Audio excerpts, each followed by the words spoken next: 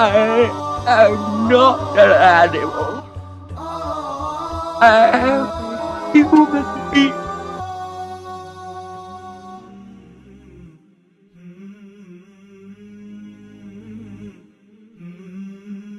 بدأت قصة البريطاني جوزيف ميريك الذي عانى من تشوهات في وجهه وجسده حتى جعلته يسمى بالرجل الفيل.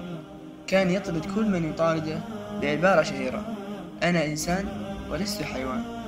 هرب من الناس بقناعه أحيانا وبالعزلة أحيانا أخرى، لكن داهمه الفقر والجوع فاضطر للعمل في السيرك ليضحك الناس على هيئته ويكسب ما يسد جوعه ورمقه، ومع ذلك استقبله الناس بالبسط والشتائم.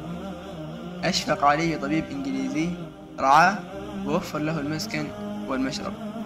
حينها تفجر الجمال الخامد في أعماقه شعرا ونثرا ورسما، ثم بعد ذلك أصبح مشهورا بالرجل الرقيق لعذوبة كلماته بعد أن نادوه طويلا بالرجل الفيل.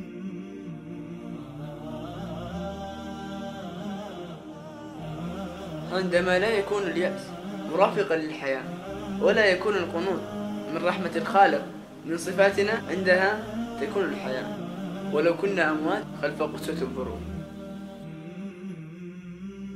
في 11 من عمري تم طرده من فريقه لأنه يعاني من نقص في هرمونات النمو. اليوم أغلب اللعاب يشعرون بالنقص معه. إنه النجم الأرجنتيني ليونيل ميسي. الله أيها الكبير.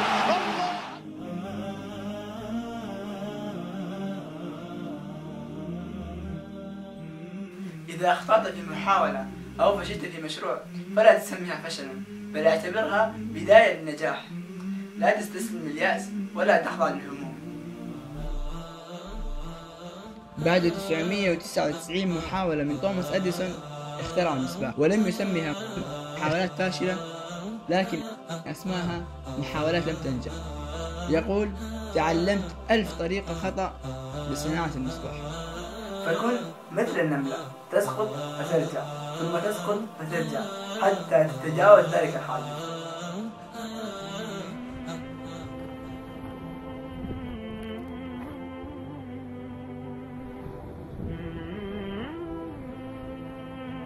عندما نعلم أننا نعيش اليوم ونوقن أن الغد سيأتي ونؤمن بقدرة الخالق جل وعلا، عندها سندفن اليأس ونزرع الأمل ولو بكذبة.